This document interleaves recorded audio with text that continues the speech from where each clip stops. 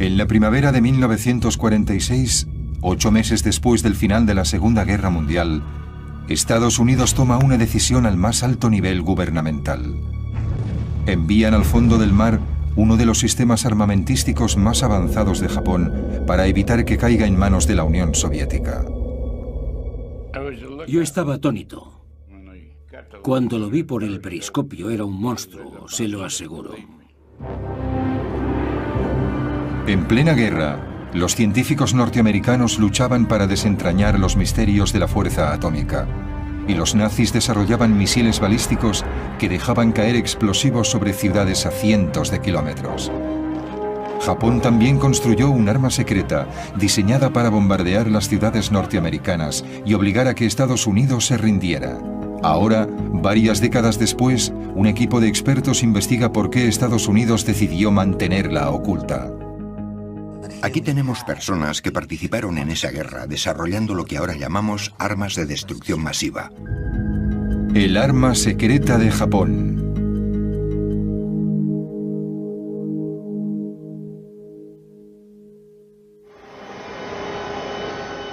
En las cercanías de la isla de Oahu, exploradores submarinistas de la Universidad de Hawái están preparándose para una inmersión maniobrando su submarino de investigación en aguas profundas.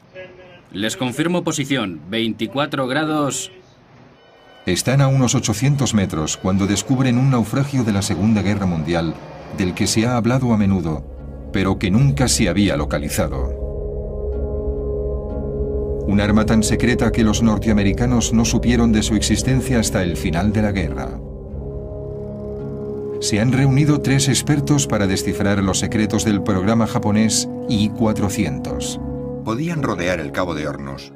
Podían rodear el Cabo de Buena Esperanza. Son 59.500 kilómetros. Exacto, eso les daba una enorme cantidad de opciones estratégicas. Podían atacar en cualquier lugar del mundo. Era un sistema de armas global. La historia del secretísimo I-400 empieza poco después del mortal ataque de Japón a Pearl Harbor. Los japoneses atacan en diciembre de 1941 porque han visto que es una buena oportunidad. Sí. En esos momentos Japón tiene la marina más poderosa del Pacífico y se lanzan a ello. El arquitecto del ataque japonés de Pearl Harbor fue un almirante educado en Harvard, Isokoro Yamamoto. Su objetivo era conmover a Norteamérica con un golpe tan duro que la población civil se aterrorizara, se rindiera a Japón y pidiera la paz. Su ataque a Pearl Harbor consiguió hundir 5 acorazados, provocó daños en 3 destructores y varios barcos pequeños. Pero afortunadamente para los norteamericanos sus 3 portaaviones estaban en el mar el día del ataque. Fue el único error en el plan de guerra de los japoneses. También se equivocaron gravemente al pensar que Norteamérica no respondería al ataque. Un día después del ataque a Pearl Harbor, los norteamericanos declaran la guerra a Japón. Lejos de perder su valor, empiezan a reconstruir su dañada flota y emplean sus vastos recursos para derrotar a Japón.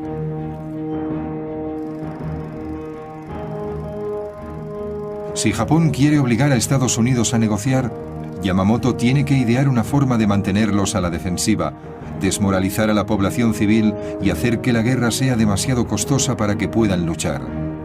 Y tiene que hacerlo deprisa.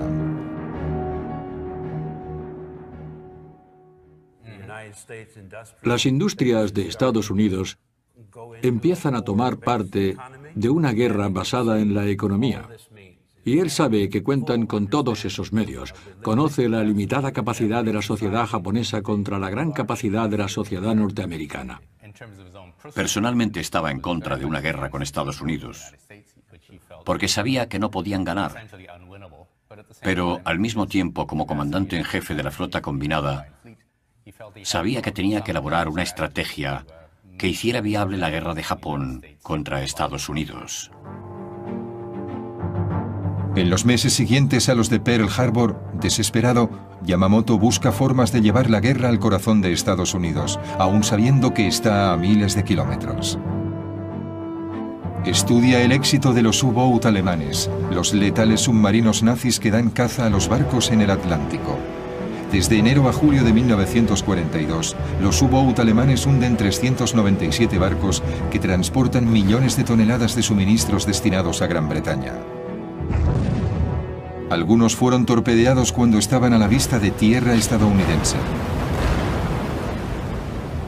Si los submarinos alemanes pueden acercarse tanto a la costa este de Estados Unidos, ¿por qué los submarinos japoneses no pueden aterrorizar la costa oeste?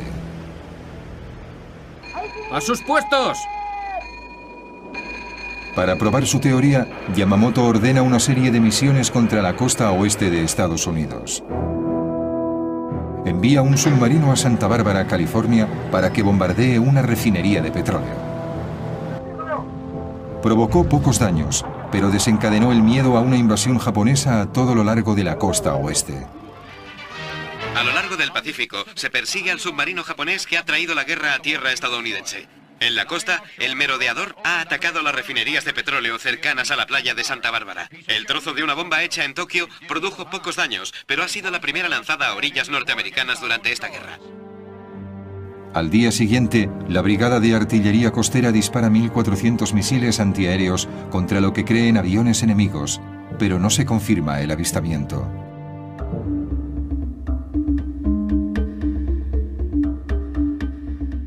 La exagerada reacción lleva a pensar a Yamamoto que una serie de ataques en suelo norteamericano puede tener un profundo impacto y tal vez impulse al pueblo a luchar. Pero para llevar a cabo este plan necesitará mucho más armamento del que puede contener un pequeño submarino. Lo ideal sería un portaaviones con una flotilla de bombarderos, pero Estados Unidos está en alerta máxima y un portaaviones no puede colarse en la costa oeste. Entonces a Yamamoto se le ocurre una idea que reescribirá las reglas de la guerra. Unirá el poder armamentístico de un portaaviones con el sigilo de un submarino y crea la superarma que necesitan los japoneses para cambiar el signo de la guerra.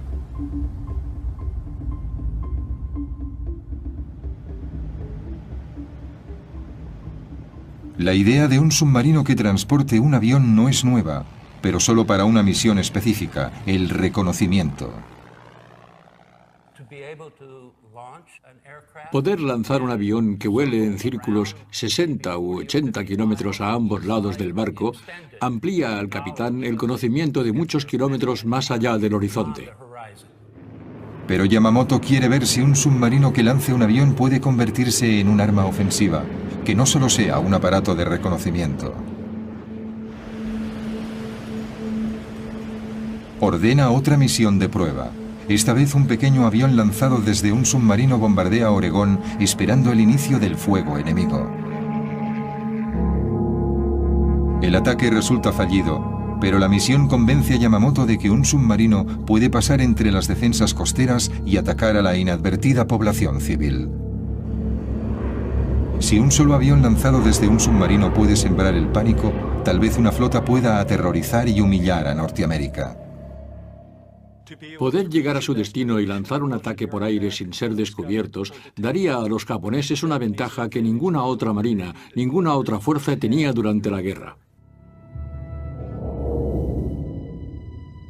Yamamoto ordena a sus ingenieros que diseñen una flota de portaaviones submarinos que puedan cruzar el Pacífico sin ser detectados, desde donde lanzarán un escuadrón de bombarderos de alta tecnología que atacarán las ciudades de la costa oeste para desaparecer después sin dejar rastro, como los U-Boat germanos.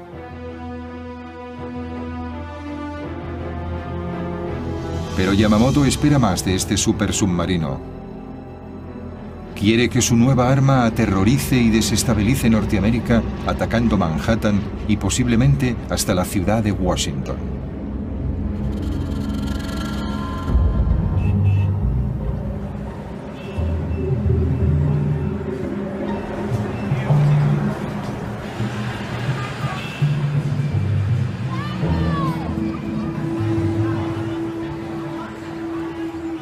Yamamoto llama a este nuevo submarino sin precedentes I-400 y lo declara alto secreto. Ahora, los japoneses tienen que hallar la forma de construir esta superarma a tiempo para que afecte a la guerra.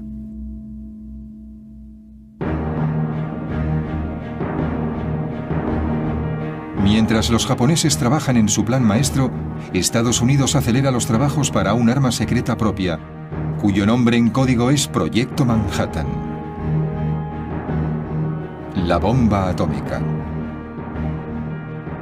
Robert Oppenheimer, profesor de física de la Universidad de California, está al frente de las investigaciones. Oppenheimer reúne a los mejores ingenieros y físicos de la nación para resolver el enorme desafío técnico que supone dividir el átomo y crear un arma de destrucción masiva.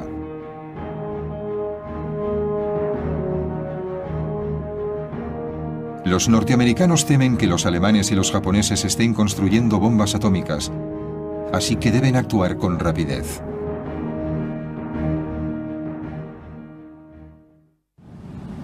El submarino estándar de la época tiene forma de cigarro, con un casco cilíndrico de unos 100 metros de largo. Entonces nadie sabía si un submarino convencional podía soportar un pesado hangar y 3 aeroplanos en la cubierta. Cuando montemos esas piezas, tendremos la maqueta de un submarino que tiene las medidas a escala de un submarino 10 veces más largo que ancho. El doctor Harold Vincent, ingeniero oceánico de la Universidad de Rhode Island, construye un hangar a escala de la maqueta del submarino para ver qué ocurre. Este tubo representa el compartimiento estanco del hangar, los 3 aviones y las bombas que transportan.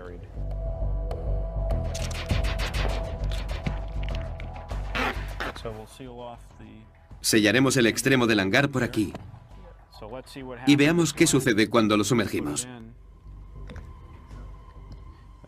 Vale. Se da la vuelta por el peso que lleva encima. Se da la vuelta y se hunde.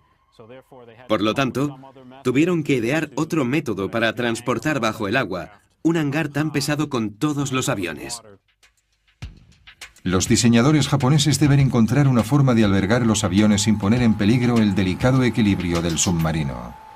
Se necesita un hangar muy grande que empiece aquí a lo largo de la superestructura y que termine aquí.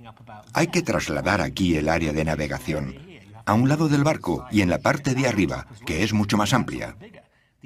Aquí están los grandes aviones y como no es suficientemente grande se necesita una cubierta de vuelo mucho más larga y por lo tanto un submarino mucho más grande. Esto es una transformación de todo el concepto del submarino. La guerra en el Pacífico no va como esperaban. Yamamoto ataca la flota norteamericana en Midway, una base clave en el Pacífico. Su objetivo es hundir los portaaviones que no estaban en Pearl Harbor. Si lo consigue, cree que puede asegurarse el dominio en el Pacífico. Durante 3 días de duros enfrentamientos, los bombarderos norteamericanos hunden los 4 portaaviones de Yamamoto. Es una derrota devastadora para Japón. Con la flota de portaaviones diezmada, la necesidad de un arma escurridiza que pueda transportar aviones sin ser detectada es crítica. Pero primero debe resolver el desafío técnico de construir un submarino que no zozobre. Pásalo alrededor y veamos qué ocurre. Y dan con una solución innovadora. Vamos a intentarlo con este diseño de casco doble.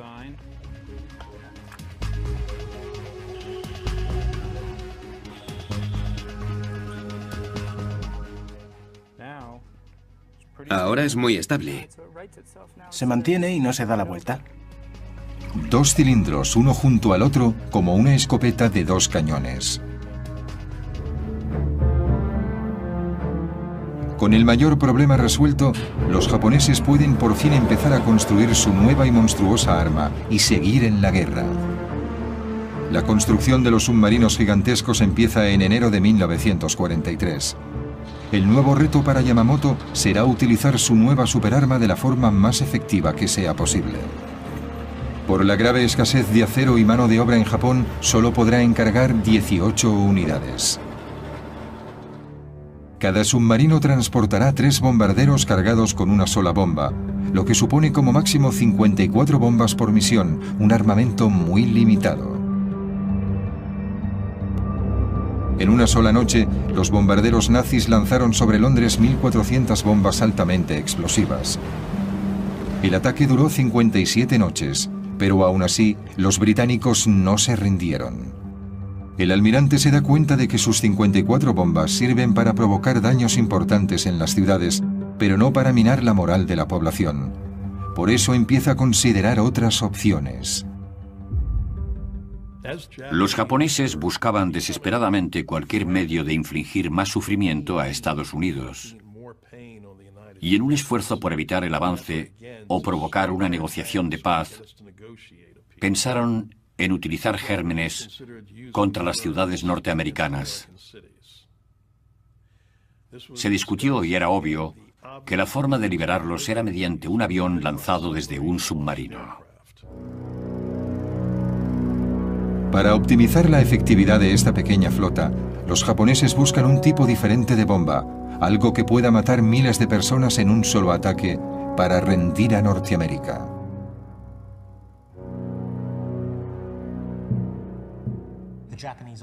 El ejército japonés estaba fabricando ese tipo de armas en Manchuria en muy malas condiciones, por cierto, y parecía que la marina japonesa estaba interesada en usar bombas de Anthrax. Los elementos más radicales del ejército y de la marina abogaban por ese, diríamos, insano plan. Japón ya había demostrado su disposición a usar armas biológicas. El comandante Shiro Ishii del ejército imperial japonés mandaba la unidad 731, un programa encubierto para la guerra biológica y química que se había experimentado en civiles chinos desde 1930. En su laboratorio se criaba una plaga de moscas infectadas que liberaban en aldeas confiadas. Otras eran infectadas con anthrax y cólera. Mujeres y hombres eran infectados con enfermedades venéreas. Unos 200.000 chinos murieron como resultado de esos horribles experimentos. Algunos líderes militares japoneses protestaron por el uso de armas biológicas por razones humanitarias, pero sin duda, un arma de destrucción masiva lanzada en una ciudad de Estados Unidos causaría una gran cantidad de bajas y sería mucho más efectiva para sembrar el terror entre la población norteamericana que una bomba convencional.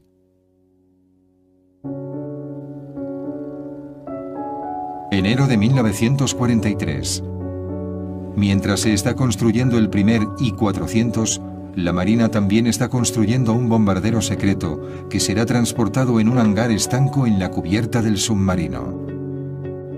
El nuevo bombardero se llama Seiran, que significa tormenta en un hermoso día. Como su nombre indica, el avión aparecía de repente, como la niebla, transportado por un submarino que ascendería a la superficie cuando estuviera cerca del objetivo, moviéndose como un ninja. Por eso le llamaron Seiran. Es un nombre muy poético. El teniente Atsushi Asamura es el último piloto de élite superviviente del escuadrón Seiran. En una ceremonia sintoísta anual, tiene la oportunidad de honrar a sus camaradas desaparecidos. Recuerda la emoción de formar parte del proyecto secreto. Nos sorprendimos mucho cuando vimos el Seiran por primera vez. Pensé, ¿este avión se puede llevar en un submarino? Creo que pocas personas sabían del Seiran, incluso en la Marina japonesa. Las pruebas y los experimentos se hacían muy secretamente. El recién diseñado Seiran será una importante incorporación al arsenal aéreo japonés. Con una bomba de 800 kilos y un motor de 1.400 caballos, alcanza una velocidad máxima de casi 500 kilómetros por hora. Pero los diseñadores del avión japonés se enfrentan a otro reto. Aunque el I-400 es más ancho que cualquier otro submarino de la época, el hangar montado en la cubierta solo tiene un diámetro de 3,5 metros. Este es el hangar del I-400, en el que tiene que caber este avión. Y aquí tenemos una vista frontal del Seirán. A la misma escala. A la misma escala. Vaya. El fuselaje cabe aquí, pero las alas y la cola no caben. Es evidente. Para solucionarlo, los japoneses diseñan unas alas parecidas a las del Grumman Hellcat, el caza más potente de la flota estadounidense transportado en portaaviones. Para minimizar el tamaño de los aviones y almacenarlos bajo las cubiertas, las alas de los Hellcat giran 90 grados y se doblan sobre el fuselaje. Los diseñadores del Seirán llevan la idea un paso más allá. La cola y los estabilizadores horizontales se doblan para reducir la altura. Haciendo todo eso cabe perfectamente. Precisamente. Es impresionante. Pero a los diseñadores japoneses les queda otro problema por resolver. Una vez el submarino llega a su destino, cada uno de los motores del Seirán tardan 20 minutos en calentarse antes del lanzamiento. Encender los motores en el hangar mientras el submarino está sumergido expondría a la tripulación a los letales humos del monóxido de carbono. Pero calentar los motores con el submarino en la superficie los expone a los radares y los ataques aéreos. Si los japoneses no encuentran una solución, su submarino portaaviones morirá en el agua. En un pequeño aeropuerto de Connecticut, Craig McBurney investiga los retos que presentaban los motores de alto rendimiento de los cazas durante la Segunda Guerra Mundial. Este es su proyecto, un extraño motor de 28 cilindros de un Corsair con base en un submarino de guerra de Estados Unidos. Es más grande que el motor del Seirán, pero comparten el mismo problema. Voy a ponerlo en marcha. En marcha. Va muy despacio. Apágalo. A veces el motor ni siquiera se pone en marcha. No me gusta el sonido que tiene. Lo intentan otra vez y el motor toma velocidad, pero necesita 20 minutos para calentarse totalmente. Para la tripulación japonesa del I-400, este tiempo de espera puede suponer un desastre. Ya veis lo espeso que es el aceite, y se debe a que no se ha calentado. Ya sabéis lo justas que son las tolerancias en el interior del motor de un avión, y hay una significativa diferencia si se bombea el aceite espeso y pesado a través del motor. Depende de la viscosidad del aceite frío del motor. Pero, ¿y si se precalienta el aceite? Este es el mismo aceite que se ha calentado en el precalentador. Es casi como agua. Hay una gran diferencia. Los ingenieros navales japoneses hallan una inteligente solución, un depósito aparte para calentar el aceite del motor. El aceite caliente está siempre a punto para bombearlo a los cilindros y las válvulas. Es la misma tecnología que McBurney usa en el motor del Corsair. Dentro de este contenedor tenemos el depósito principal de aceite que alimenta el motor. Y también hemos instalado un depósito con un calentador. ¿Encendido? ¡En marcha! Así se pone en marcha inmediatamente. ¡Perfecto!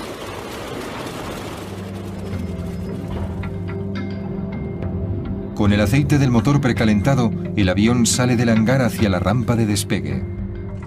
El motor está en marcha. Las alas, la cola y los estabilizadores horizontales se despliegan y se colocan en posición. Se le colocan los flotadores y el avión despega hacia su misión. Ajustamos mucho el tiempo necesario para el lanzamiento, al segundo. Despegaba el primer avión, luego el segundo y después el tercero. El objetivo era que los tres aviones despegasen tan rápidamente como fuera posible. Queda un último detalle que pulir. El I-400 no es lo bastante largo para que los aviones aterricen, y cuando vuelven, los serán, amerizan y son recogidos por una grúa hidráulica que los coloca en la cubierta.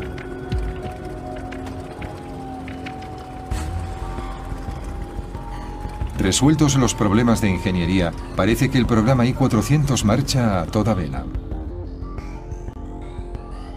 Pero en abril de 1943, la Marina japonesa sufre una devastadora pérdida.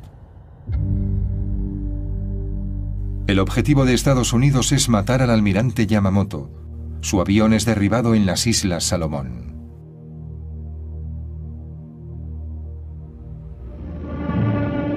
Con la desaparición del visionario creador del I-400, el programa queda en el atolladero. El pedido de 18 submarinos se rebaja a solo 9 unidades. Después de la muerte de Yamamoto pasa un año y medio antes de que su innovadora arma sea una realidad. Diciembre de 1944. Por fin se termina el primer I-400. Unos meses después está listo otro submarino. Los grandes submarinos transportan 3 hidroaviones bombarderos en un hangar de 31 metros de largo. Una catapulta de aire comprimido lanza los aviones, incluso en mares embravecidos.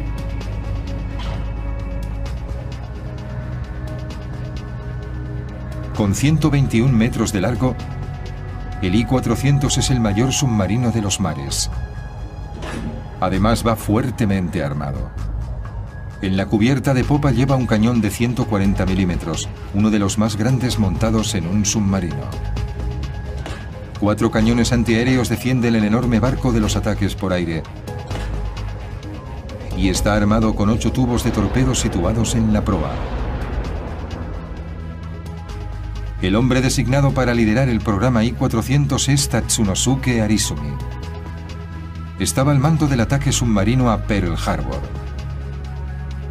La tripulación ha sido escogida entre lo mejor de la Marina y es bien tratada. La moral de los hombres es alta, pero el alto mando japonés conoce la realidad. Estados Unidos domina en el Pacífico y Japón tiene que contraatacar con dureza. En marzo de 1945, el vicealmirante Jisaburo Osawa considera la idea de utilizarlos a Irán para liberar armas biológicas en la costa oeste de Estados Unidos. Pero un mes después prevalece la sensatez. El general Yoshihiro Umezu, del ejército imperial, califica la guerra biológica de crimen contra la humanidad. Los japoneses buscan un objetivo diferente para su secretísimo I-400. El Canal de Panamá era crucial para el paso de las fuerzas navales al Océano Pacífico.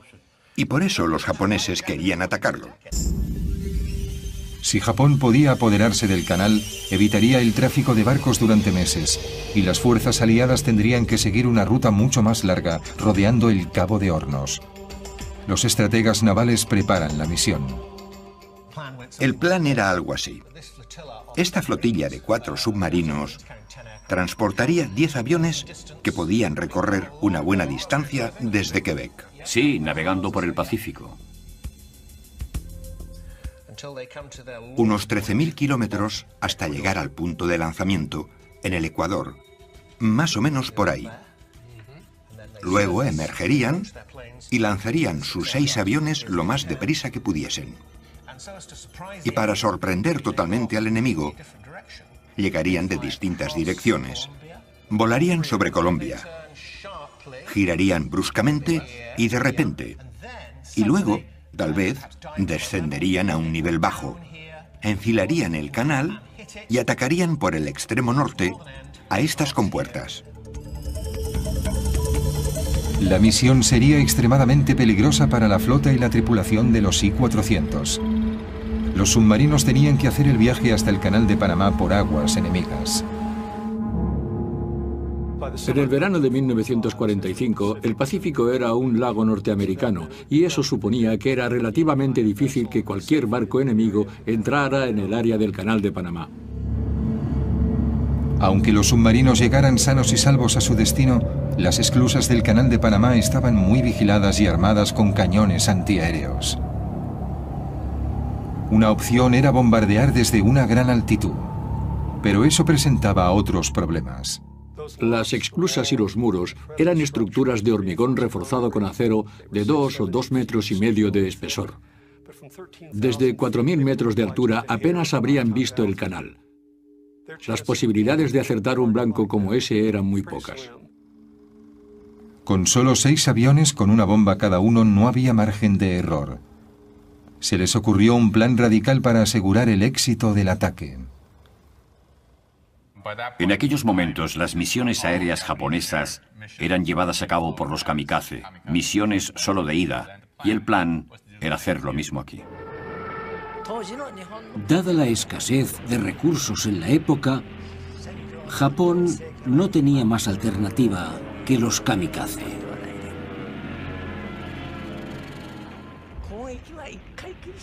Sé que es una controversia, que muchas personas están en contra, pero creo que entonces no había elección.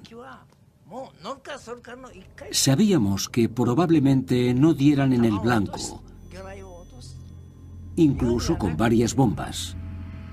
Así que la única opción eran los kamikaze. Mientras la tripulación del I-400 se entrena para su misión en el Canal de Panamá, el proyecto Manhattan también se prepara para la suya. Un comité ha hecho una lista de posibles blancos para su bomba atómica. Hiroshima es una de las 5 ciudades recomendadas. Mientras cada país se esfuerza por contar con su arma secreta en la guerra, las fuerzas aliadas invaden la isla de Okinawa, a 1.500 kilómetros de Tokio. Una brutal lucha de 82 días acaba con la vida de 100.000 soldados japoneses y se destruyen miles de aviones y barcos de guerra. Parece inevitable que los norteamericanos invadan Japón y el vicealmirante Osawa vuelve a cambiar la misión de los I-400. El nuevo objetivo es el atolón de Ulithi. La enorme flota estadounidense lo utiliza como plataforma para la invasión de Japón. Ulithi era la base ideal para las unidades que atacaron Okinawa y tal vez para las que serían enviadas a la confrontación final en tierra. Seguramente desde allí también se enviaban los suministros. En la foto se veían varios portaaviones norteamericanos. El cuartel general nos ordenó atacar a todos los que pudiésemos. El plan es para los 2 supersubmarinos, el I-400 y su gemelo, el I-401, y 2 submarinos más pequeños, que salen desde Japón por separado. Luego se encontrarán en un lugar predeterminado. Antes del amanecer del 17 de agosto, Seise e Irán se lanzarán en un ataque kamikaze. Para aumentar las posibilidades de éxito, Arizumi ordena a la tripulación que enmascaren los bombarderos con distintivos norteamericanos, violando flagrantemente las reglas comunes de guerra. Los propios pilotos pusieron objeciones a pintar los aviones con los colores norteamericanos. Pensaban que era deshonroso, estaban dispuestos a morir y sabían que no regresarían. La misión estaba plagada de problemas.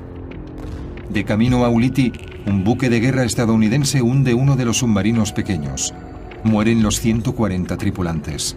Es una señal de lo que le espera a la flota. En un esfuerzo por evitar los barcos enemigos, Arizumi decide dar un rodeo y cambia el punto de encuentro. Pero su mensaje no se recibe y el grupo no llega a reunirse. Mientras el I-400 y el I-401 revisan su plan de ataque, la radio emite una sorprendente noticia.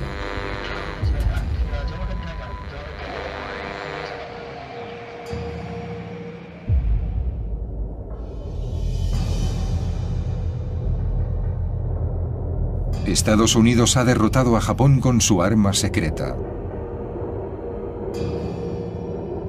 El 6 de agosto, una bomba atómica aniquila la ciudad de Hiroshima y mata a unas 80.000 personas. El 9 de agosto, una segunda bomba cae sobre Nagasaki. Provoca 40.000 muertes y deja la ciudad en ruinas. 6 días después, el 15 de agosto, Japón se rinde a Estados Unidos.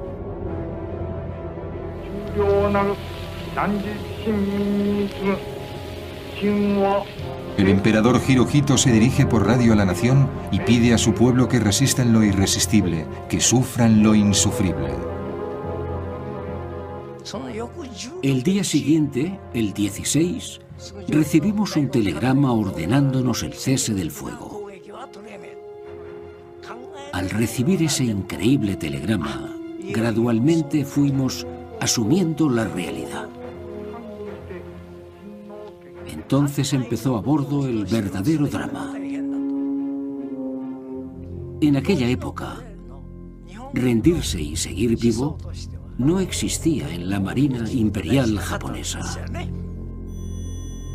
Los capitanes de los 2 submarinos I-400 deciden cambiar el curso y regresar a Japón. Nadie quiere rendir esos costosos barcos ni sufrir la humillación de ser capturado en aguas enemigas.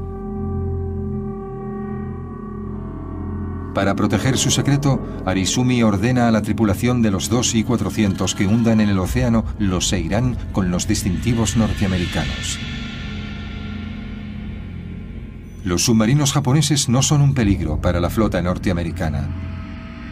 El 28 de agosto, 2 destructores estadounidenses divisan al I-400 a 300 kilómetros de las costas japonesas. El gigantesco submarino intenta escapar, pero se rinde sin luchar. Harry Arvidsson es uno de los primeros norteamericanos que aborda el I-400. Cuando nos acercamos al submarino y vi cómo era, pensé, es lo más grande que he visto en mi vida.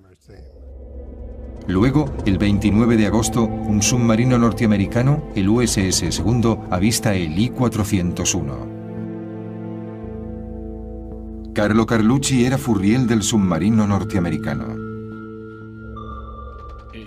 Eran las 2 o 3 de la madrugada, antes del amanecer. Y entonces lo detectaron en el radar. No sabían qué era hasta que estuvieron bastante cerca. Tsuji Oyata era un joven marinero del supersubmarino japonés. No queríamos rendir aquel magnífico barco a Estados Unidos. Pensamos que era una vergüenza que lo capturaran. Aunque la guerra ha terminado, los norteamericanos no saben cómo reaccionarán los japoneses. La situación era confusa. No sabías qué pasaría. No sabíamos si dispararían o no.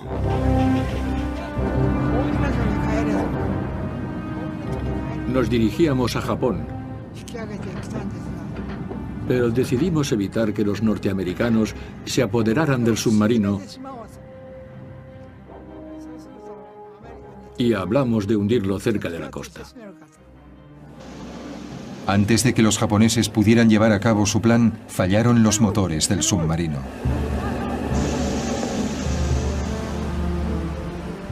El Segundo hizo señales al enorme submarino para que se rindiera, pero Arizumi se negó. Pasaron varias tensas horas con las armas del Segundo apuntando al I-401. Muneo Bando recuerda la captura.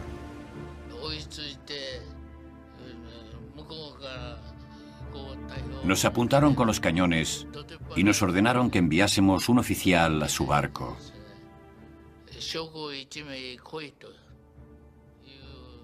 Dijimos, ¿qué quieren? ¿Que enviemos a alguien?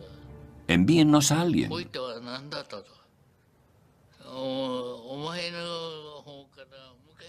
Nosotros insistíamos en mantener el orgullo y tratar de hombre a hombre.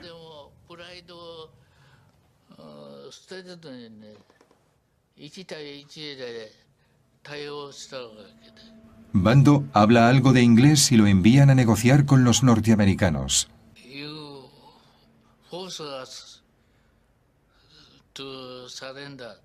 Dije, si nos obligan a rendirnos, nos suicidaremos.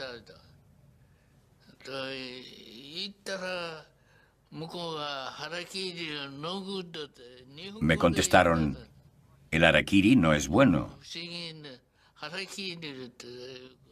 Entendieron la palabra harakiri. Tokio ordena al I-401 que se rinda al Segundo. Finalmente Arizumi asume lo inevitable y se iza la bandera negra, la señal internacional de rendición. Pero para el comandante Arizumi, la humillación de la derrota es demasiado grande. Fui a tomarme una taza de café y me senté un rato. Oí un fuerte bang. Se había suicidado. El capitán y yo entramos corriendo y vimos que se había quitado la vida. El capitán dijo, finalmente lo ha hecho.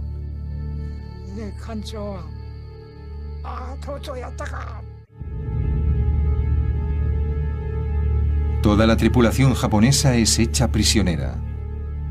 Marineros, pilotos y personal auxiliar. Oficiales submarinistas norteamericanos toman el control del gigantesco submarino.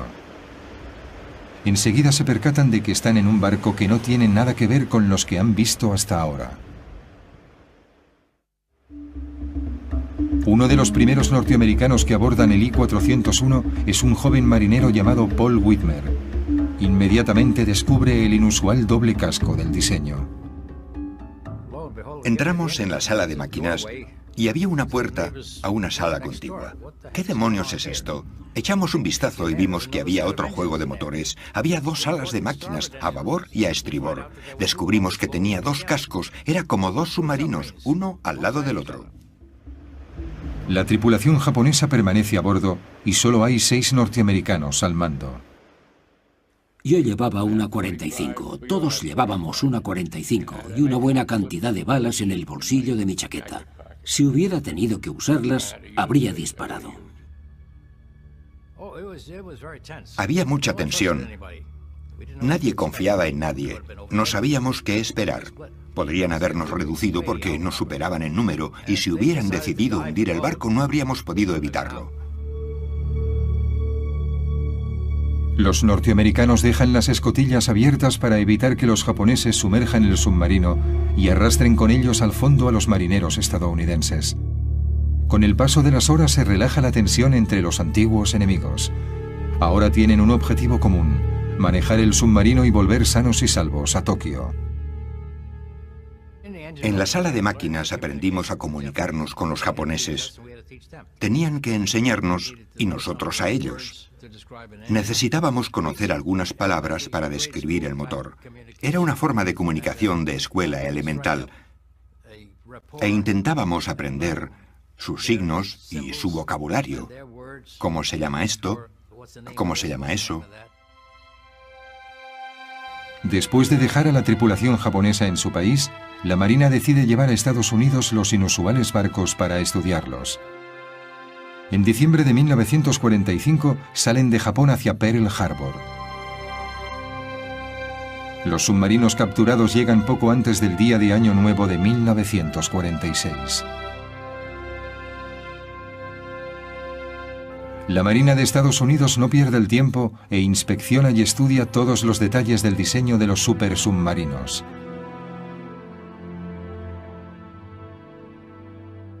Pero en la primavera de 1946 se hace patente una nueva situación y los I-400 vuelven a ser secretos. Esta vez Estados Unidos los oculta a la Unión Soviética. Grandes submarinos portaaviones para ataques estratégicos a sus enemigos son exactamente lo que no quieres que tengan los rusos. No. Había estallado la Guerra Fría. Exacto. Empezaba así. El principio de la Guerra Fría. Antes de que los rusos envíen una delegación para inspeccionar los submarinos, la Marina de Estados Unidos toma una precipitada decisión.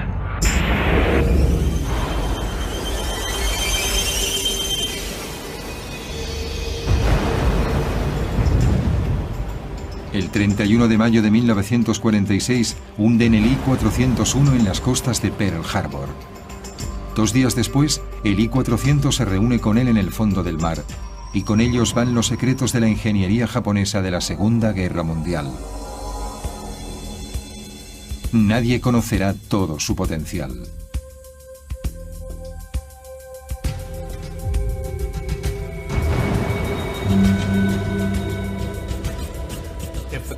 La pregunta es, ¿habría cambiado el I-400 el curso de la Segunda Guerra Mundial? Seguramente no. Yo creo que no. Exactamente. Habría empeorado las cosas en 1942, pero en 1945 no. Cierto. Japón se rindió por la superioridad aplastante del material de Estados Unidos. Estados Unidos se esforzó y deseaba desplegar esa fuerza arrolladora hasta vengarse del ataque a Pearl Harbor. Aunque las posibilidades de éxito eran escasas, no se puede discutir que los I-400 eran unas armas sorprendentes. Un triunfo de la tecnología que llegó demasiado tarde. Pero lo más importante es el precedente que sentaron para la lucha submarina en la Guerra Fría, al amanecer de la era atómica. En los años 50 hizo su aparición un nuevo tipo de submarino norteamericano con una gran semejanza con el supersubmarino japonés. La clase Regulus, con hangar sobre la cubierta para el lanzamiento de misiles en vez de aviones, abriendo el camino a los submarinos portamisiles que son el centro del moderno arsenal nuclear. Yo no creo que nadie pensara en submarinos que pudieran atacar ciudades enemigas. Y esa idea la vemos hoy en las armas nucleares primarias de Estados Unidos, Francia, Gran Bretaña e incluso de Rusia. Misiles con cabeza nuclear que pueden ser lanzados desde submarinos contra ciudades enemigas. Convirtiendo los submarinos en armas ofensivas contra la población civil, los I-400 cambiaron para siempre la forma de luchar en las guerras.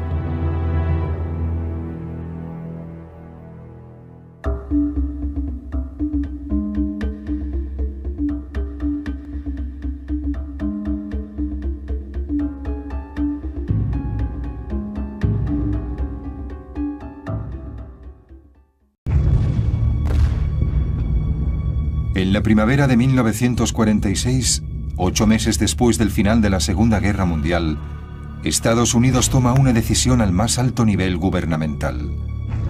Envían al fondo del mar uno de los sistemas armamentísticos más avanzados de Japón para evitar que caiga en manos de la Unión Soviética. Yo estaba atónito. Cuando lo vi por el periscopio era un monstruo, se lo aseguro. En plena guerra, los científicos norteamericanos luchaban para desentrañar los misterios de la fuerza atómica, y los nazis desarrollaban misiles balísticos que dejaban caer explosivos sobre ciudades a cientos de kilómetros. Japón también construyó un arma secreta diseñada para bombardear las ciudades norteamericanas y obligar a que Estados Unidos se rindiera. Ahora, varias décadas después, un equipo de expertos investiga por qué Estados Unidos decidió mantenerla oculta. Aquí tenemos personas que participaron en esa guerra desarrollando lo que ahora llamamos armas de destrucción masiva. El arma secreta de Japón.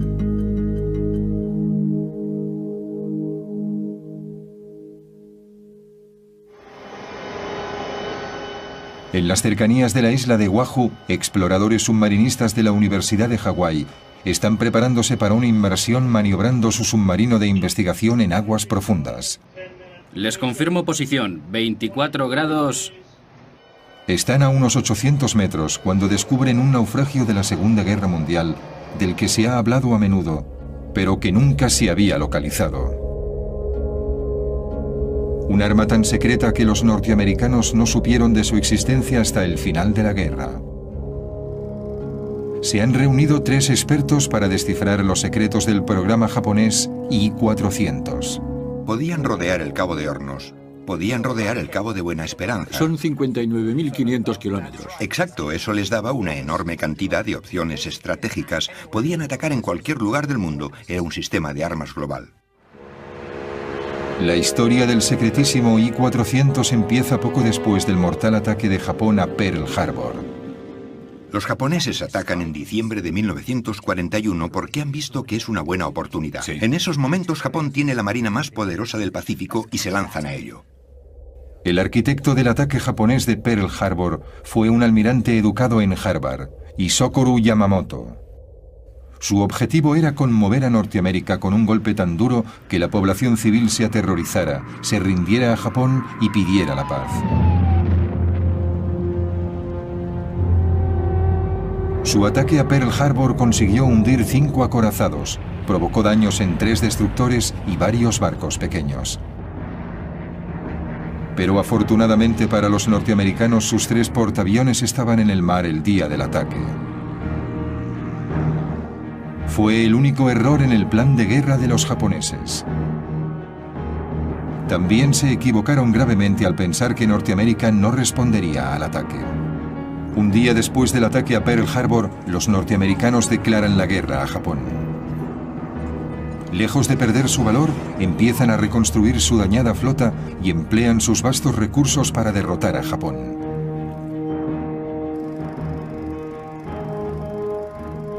Si Japón quiere obligar a Estados Unidos a negociar, Yamamoto tiene que idear una forma de mantenerlos a la defensiva, desmoralizar a la población civil y hacer que la guerra sea demasiado costosa para que puedan luchar. Y tiene que hacerlo deprisa.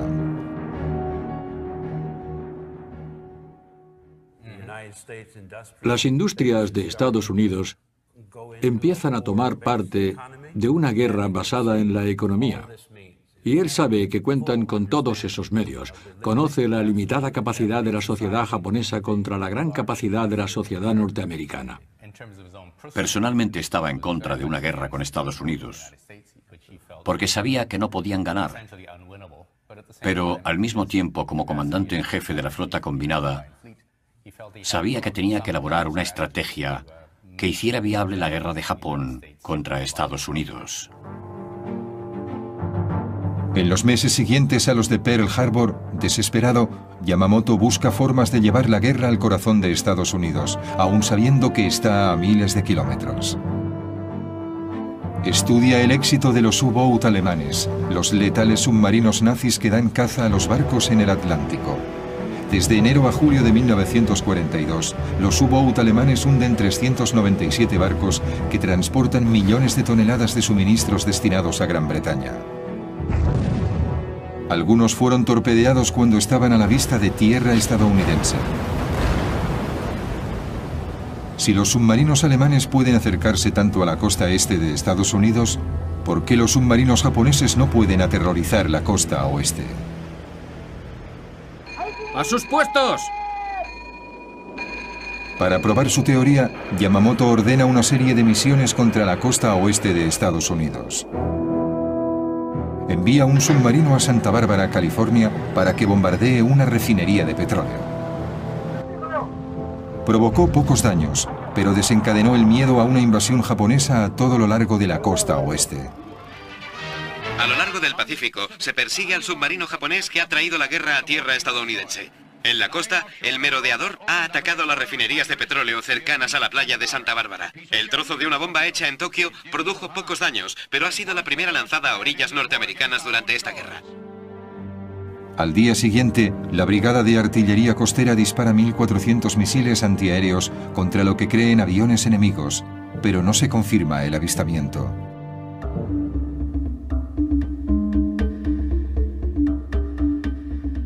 La exagerada reacción lleva a pensar a Yamamoto que una serie de ataques en suelo norteamericano puede tener un profundo impacto y tal vez impulse al pueblo a luchar. Pero para llevar a cabo este plan necesitará mucho más armamento del que puede contener un pequeño submarino. Lo ideal sería un portaaviones con una flotilla de bombarderos, pero Estados Unidos está en alerta máxima y un portaaviones no puede colarse en la costa oeste. Entonces a Yamamoto se le ocurre una idea que reescribirá las reglas de la guerra. Unirá el poder armamentístico de un portaaviones con el sigilo de un submarino y crea la superarma que necesitan los japoneses para cambiar el signo de la guerra.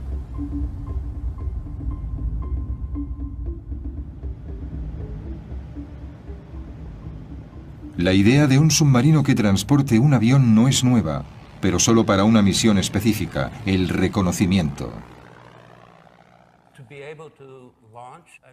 Poder lanzar un avión que vuele en círculos 60 u 80 kilómetros a ambos lados del barco amplía al capitán el conocimiento de muchos kilómetros más allá del horizonte. Pero Yamamoto quiere ver si un submarino que lance un avión puede convertirse en un arma ofensiva, que no solo sea un aparato de reconocimiento. ordena otra misión de prueba. Esta vez un pequeño avión lanzado desde un submarino bombardea Oregón esperando el inicio del fuego enemigo. El ataque resulta fallido, pero la misión convence a Yamamoto de que un submarino puede pasar entre las defensas costeras y atacar a la inadvertida población civil. Si un solo avión lanzado desde un submarino puede sembrar el pánico, tal vez una flota pueda aterrorizar y humillar a Norteamérica. Poder llegar a su destino y lanzar un ataque por aire sin ser descubiertos daría a los japoneses una ventaja que ninguna otra marina, ninguna otra fuerza tenía durante la guerra. Yamamoto ordena a sus ingenieros que diseñen una flota de portaaviones submarinos que puedan cruzar el Pacífico sin ser detectados, desde donde lanzarán un escuadrón de bombarderos de alta tecnología que atacarán las ciudades de la costa oeste para desaparecer después sin dejar rastro, como los U-Boat germanos.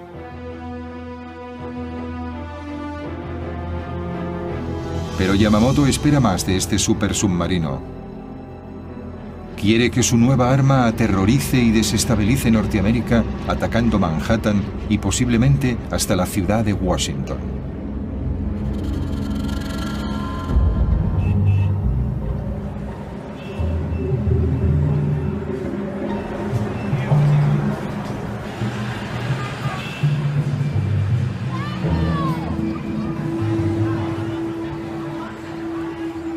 Yamamoto llama a este nuevo submarino sin precedentes I-400 y lo declara alto secreto.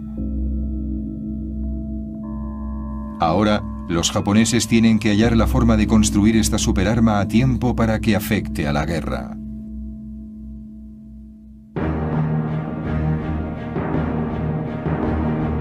Mientras los japoneses trabajan en su plan maestro, Estados Unidos acelera los trabajos para un arma secreta propia, cuyo nombre en código es Proyecto Manhattan. La bomba atómica. Robert Oppenheimer, profesor de física de la Universidad de California, está al frente de las investigaciones. Oppenheimer reúne a los mejores ingenieros y físicos de la nación para resolver el enorme desafío técnico que supone dividir el átomo y crear un arma de destrucción masiva.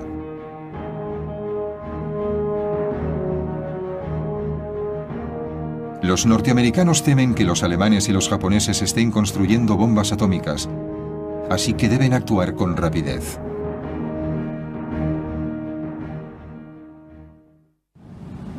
El submarino estándar de la época tiene forma de cigarro, con un casco cilíndrico de unos 100 metros de largo. Entonces nadie sabía si un submarino convencional podía soportar un pesado hangar y 3 aeroplanos en la cubierta.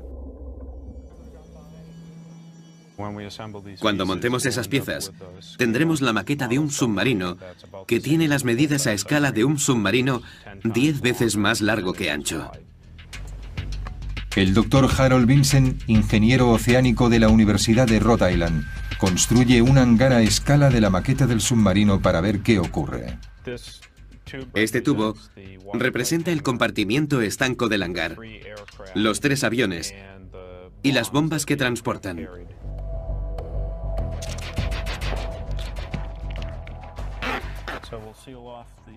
Sellaremos el extremo del hangar por aquí y veamos qué sucede cuando lo sumergimos. Vale. Se da la vuelta por el peso que lleva encima. Se da la vuelta y se hunde.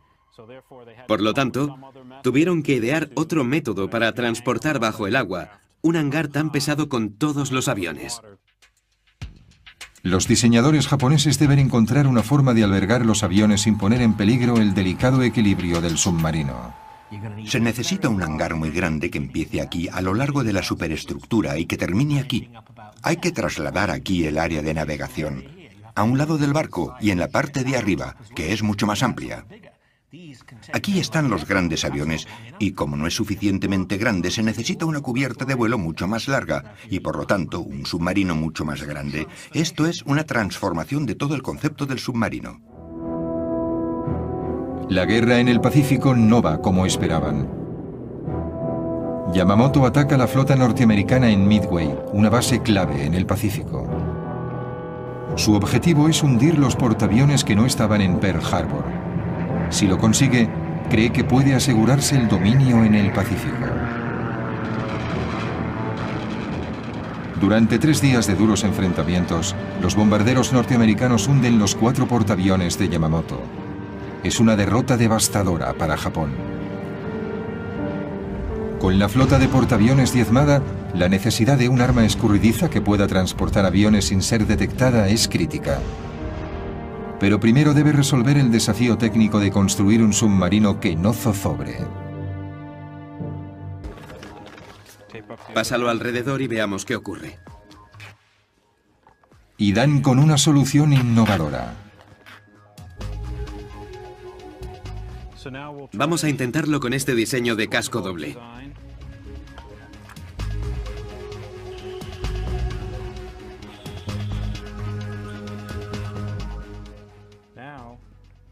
Ahora es muy estable. Se mantiene y no se da la vuelta. 2 cilindros, uno junto al otro, como una escopeta de 2 cañones. Con el mayor problema resuelto, los japoneses pueden por fin empezar a construir su nueva y monstruosa arma y seguir en la guerra. La construcción de los submarinos gigantescos empieza en enero de 1943. El nuevo reto para Yamamoto será utilizar su nueva superarma de la forma más efectiva que sea posible. Por la grave escasez de acero y mano de obra en Japón, solo podrá encargar 18 unidades. Cada submarino transportará 3 bombarderos cargados con una sola bomba, lo que supone como máximo 54 bombas por misión, un armamento muy limitado. En una sola noche, los bombarderos nazis lanzaron sobre Londres 1.400 bombas altamente explosivas. El ataque duró 57 noches, pero aún así, los británicos no se rindieron.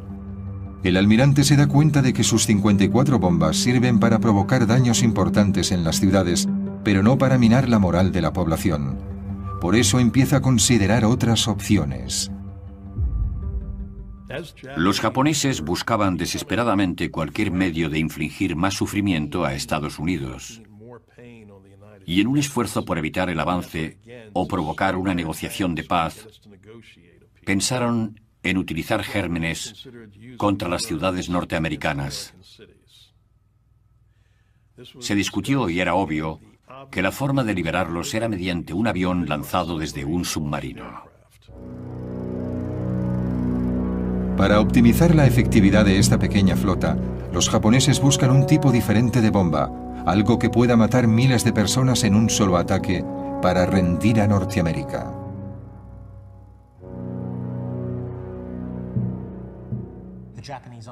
El ejército japonés estaba fabricando ese tipo de armas en Manchuria en muy malas condiciones, por cierto, y parecía que la marina japonesa estaba interesada en usar bombas de Anthrax. Los elementos más radicales del ejército y de la marina abogaban por ese, diríamos, insano plan. Japón ya había demostrado su disposición a usar armas biológicas. El comandante Shiro Ishii del ejército imperial japonés mandaba la unidad 731, un programa encubierto para la guerra biológica y química que se había experimentado en civiles chinos desde 1930.